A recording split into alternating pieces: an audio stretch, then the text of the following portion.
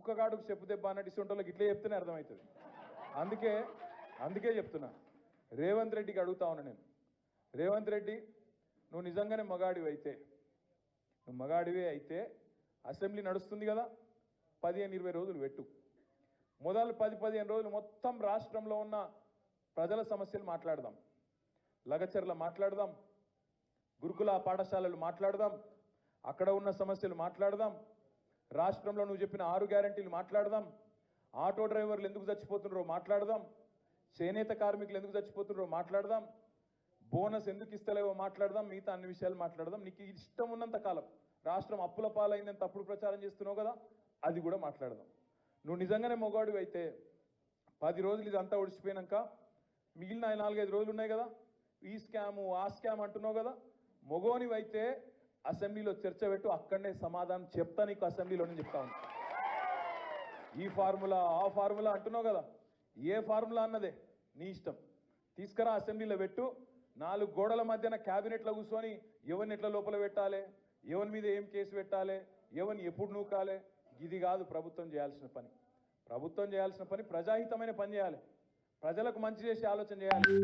ఎప్పటి నుంచి మరి కొత్త రేషన్ కార్డులు ఇవ్వాలి, ఎప్పుడు పెంచిన పెన్షన్లు ఇవ్వాలి, ఎప్పుడు 6 గ్యారెంటీలు అమలు చేయాలి, ఎప్పుడు 420 హామీలు అమలు చేయాలి. బీసీ డిక్లరేషన్లో చెప్పినావు, రైతు డిక్లరేషన్లో చెప్పినావు, విద్యార్థి డిక్లరేషన్ అని చెప్పినావు, ఎస్సీ ఎస్టీ డిక్లరేషన్ అని చెప్పినావు. వాటిలో చెప్పిన మాటలు ఎప్పటి నుంచి అమలు చేస్తావో గవి చర్చ చేయాలి క్యాబినెట్లో. గవేవి లేవు. మీరు చూస్తున్నారు ఎంత ఎంత ఎక్కింది అహంకారం నెత్తికంటే. మొన్న మీరు చూసిండ్రు ఢిల్లీలో ఇండియా టుడే అని ఒక టీవీ ఆడ చర్చ పెట్టింది. రేవంత్ రెడ్డి వేయండు, పోతే అక్కడ అడిగినరు వాళ్ళు, ఏం సార్ నువ్వు ఎవరిని పడితే వాళ్ళని జైల్లో పెడుతున్నావట, ఏం సంగతి అంటే, నేను ఎవరిని పెట్టినా అన్నాడు.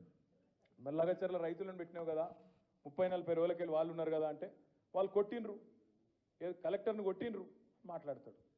కలెక్టర్ ఏమో నన్ను ఎవడు కొట్టలేదని చెప్తాడు, కలెక్టర్ ఏమో నా దాడే జరగలేదు, కొట్టనే లేదు ఎవడని కలెక్టర్ చెప్తాడు. కానీ రేవంత్ రెడ్డి మాత్రం కొట్టినరు అని చెప్తా ఉన్నాడు. నేను ఒక్క మాట అడుగుతున్నా, దయచేసి మీరు గుర్తుపెట్టుకోండి. ఒక లగచర్లలో రైతులనే కాదు, ఇలా సోషల్ మీడియాలో పోస్టులు పెట్టే పిల్లలకు ఎస్ఐలు ఫోన్ చేస్తున్నారు, సిఐలు ఫోన్ చేస్తున్నారు, డిఎస్పీలు ఫోన్ చేస్తున్నారు. నేను చెప్పేది కరెక్టేనా? ఫోన్ చేసి బెదిరిస్తున్నారు. ఎందుకు బిడ్డ మీకు లోపల పెడతాం, కేసులు పెడతాం, లోపలేస్తాం అని మాట్లాడుతున్నారు.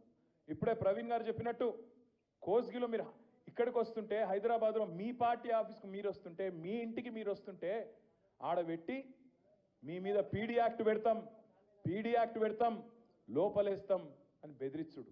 దాంతోపాటు ఎల్ఎన్టీ అనేది ఒక పెద్ద కంపెనీ, హైదరాబాద్లో మెట్రో కట్టిరు. ఆయన మొన్న మదినప్పుడు హైదరాబాద్కి వచ్చిండు. వచ్చి ఆయన విలేకరులతో మాట్లాడుకుంటూ ఒక మాట అన్నాడు. ఏమన్నాడు? ఈ ఫ్రీ బస్సు పెట్టినాక మాది కొద్దిగా తగ్గింది గిరాకీ అన్నాడు. అంటే రేవంత్ రెడ్డి ఏమంటాడు ఎరికేనా, నుక్కుని రావని లోపల అంటాడు. అని అది ఉన్నట్టు చెప్పుడు కూడా తప్పేనా? చెప్పుడే కాదు, ఇండియా టుడే టీవీలో చెప్తుండు అని నూకుమన్నా, నేను నూకుమంటే వాడు బొంబాయి వారిపోయింది అంటుండు. అంటే నీకు ఎవరు ఖిలాఫ్ ఆఖరికి పాపం. కానీ ఇది ఏం తప్ప, ఇంకా యాక్టరు, సినిమా యాక్టరు, ఈయన పేరు మర్చిపోయాడు. ఆయన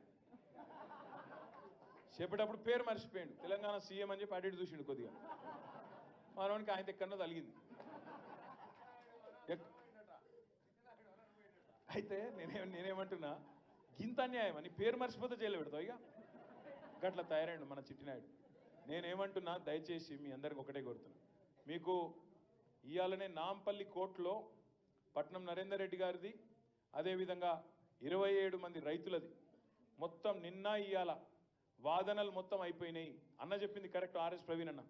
20-24 రోజులు ఆడికెళ్ళి వికారాబాద్ కోర్టుకెళ్ళి ఇక్కడికి ఫైల్ రాలే. అప్పుడు మళ్ళీ పీపీ లేకుండే. మళ్ళా మన పట్నం నరేందర్ రెడ్డి భార్య శృతి, తర్వాత మన నాయకులు, మన లాయర్లు, మన లీగల్ సెల్లోళ్ళు పాపం అందరు తనలాడి ఆడ హైకోర్టులో రిజిస్ట్రార్ దగ్గర పోయి ఇట్లా ఉన్నది పరిస్థితి, 20-24 రోజులు అమాయకులు పాపం వాళ్ళు జైలు ఉన్నారు, ఇది అన్యాయం అంటే నిన్న ఈరోజు వాదనలు పూర్తయినాయి. మరి అన్ని అనుకూలిస్తే అంత మంచిగా జరిగితే రేపు తీర్పు వెలువడే అవకాశం ఉంది. మంచి జరగాలని చెప్పి మనస్ఫూర్తిగా ఆశిద్దాం, మంచి జరగాలని మనస్ఫూర్తిగా అందరం కోరుకుందాం.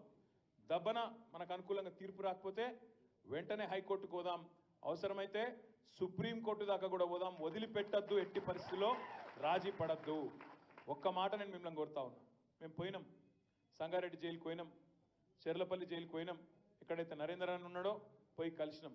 మీ నాయకుడు ఎంత గొప్పవాడంటే పట్నం నరేందర్ రెడ్డి, మేము చెర్లపల్లి జైలుకి పోతే నేను, సబితక్క, మహమూద్ భాయ్, ఇంకా మా లక్ష్మారెడ్డి గారు అందరం పోతే శ్రీనివాస్ గౌడ్ సాబ్ కూడా వచ్చిండే. ఏమన్నాడు ఎరికైనా నరేందర్ రెడ్డి? అన్నా నా గురించి విడిచిపెట్టండి అన్నా, ఆ రైతులను విడిచిపెట్టండి, రైతులను జల్దీ బయటికి తీసుకొచ్చే ప్రయత్నం చేయండి, నేను మంచిగానే ఉన్నా, నాకేం కాదు, వాళ్ళని చూసుకోండి మీరు అని చెప్పి మీ నాయకుడు పట్నం నరేందర్ రెడ్డి గారు మాకు చెప్పిండు. ఒక గంత గొప్ప నాయకుడు.